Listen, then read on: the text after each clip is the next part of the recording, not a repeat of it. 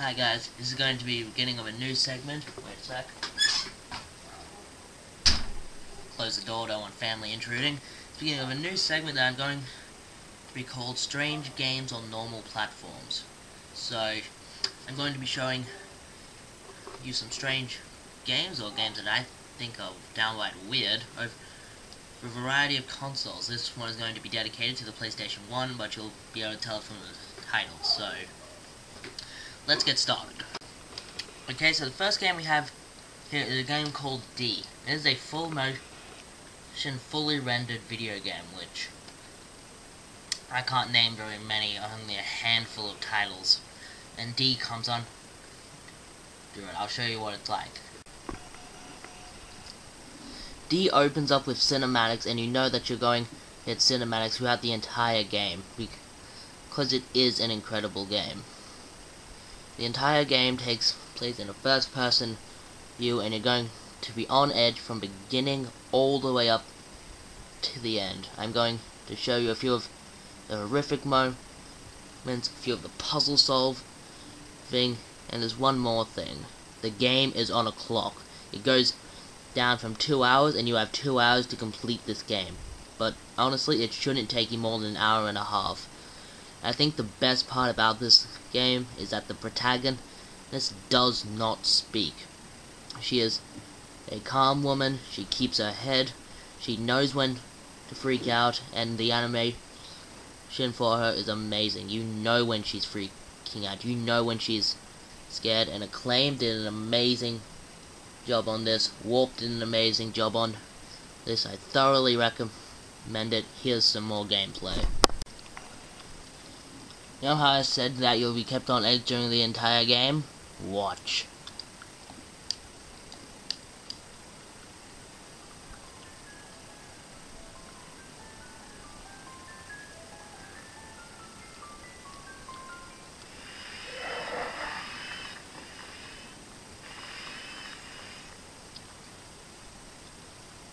First time I saw that, I turned off the game.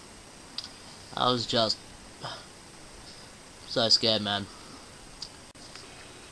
D is a truly remarkable game, unlike any other, and I implore whoever owns Acclaim at the moment to give it a modern update, even if it is just for me. You know, no one else has to buy it. I'll buy 1 million copies just so that it'll be successful. Please, remake it. Give it a update, a makeover, whatever you want to call it. Make it good. Let's have a game called Sand Vein. I don't have the original case, I'm sorry. But this is a weird arcade game. I'm not sure if it was released for arcades first. It might have been, but it feels like an arcade game. There's always a timer going down. It's very difficult and very fun to play.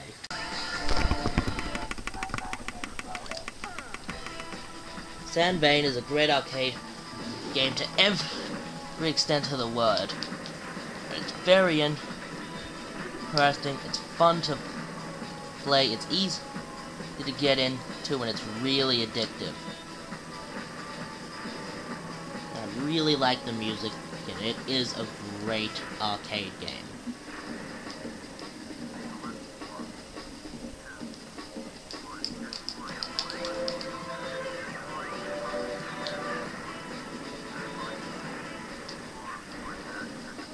It's quick, fast, and easy. What more could you want? Sand Vein is a strange game because of how well made it is. I mean, back in the day when everything was so polygonated, Sand Vein came along and said, you know what guys, this is how we do it. This is how I want you to look. I want you to look good. And it did look good. Once again, a very cheap game, easy to come by, fun to play, and very cheap.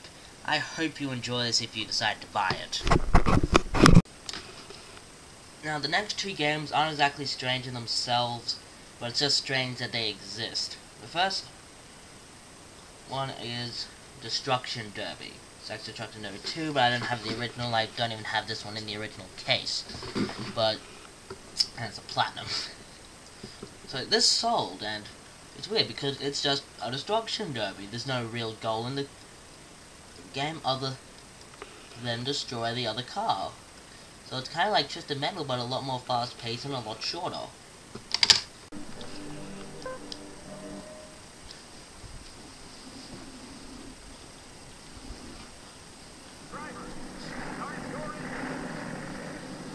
Destruction Derby 2 is an interesting game because it's just what it is. It's a destruction derby.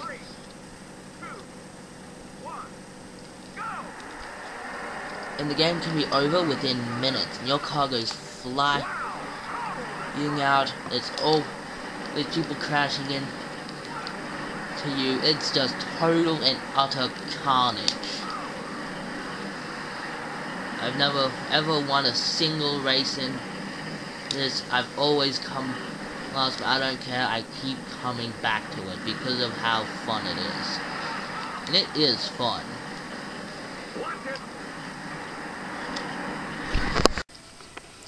Now, do I want to see more of Destruction Derby on a home console? Not really.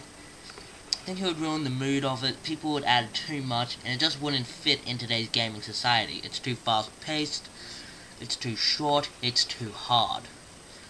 But if you do like what you see, then buy it. It's one of the cheapest PlayStation 1 games out there, and you won't be disappointed by it. And next we have a game that, quite honestly, just weirds me out. Austin Powers Pinball. I don't know what it is about this game. Maybe it's the fact that it shouldn't exist. Maybe it's the fact that if you want to play a pinball game, then go out and buy a pinball machine. Or maybe it's the fact that it's absolutely horrible. That just turns me off from this game. But it is weird enough to make it onto this list. So I'll have to show you gameplay. Now there's no way I could really be mad at this game because it actually isn't that bad. It's pinball. It was released at the end of the PlayStation 1's life, span about 2002. So what would I possibly expect? At least it's not a freaking Madden game. But well, we could try again.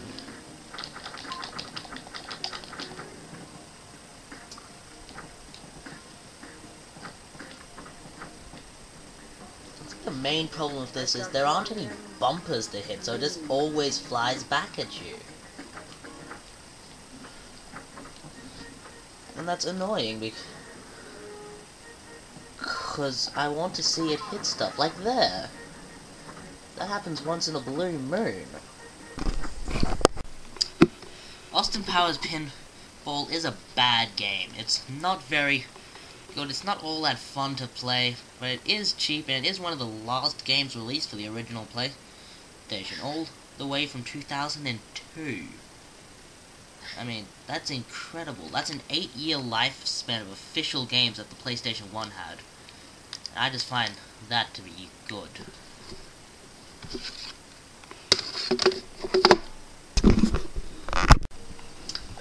Though I don't own Cooler World, it's easy to see why this game would be so expensive. It is really strange, probably the strangest one out of all of these. I mean, you're a beach ball above a planet collecting coins on a rotating surface. I mean, it doesn't get weirder than that, guys. And well done. Let me show you the rotating surface. Oh, spiked. Let me show you the rotating surface part. See, man? You can go anywhere in this game. It is very strange, very fun, and very interesting. Okay, last but by no means least, we have Cooler World. I'm sorry I don't have the actual game, I only have the demo, because Cooler World is slightly too expensive for my tastes, but you know, if I ever come across it cheap out in the wild, I will buy it. But it's a very interesting game. I shall show you gameplay just because it's so hard to describe without showing it. Well, that was the first episode of Strange Games on regular consoles, or common consoles, or whatever I'm calling this.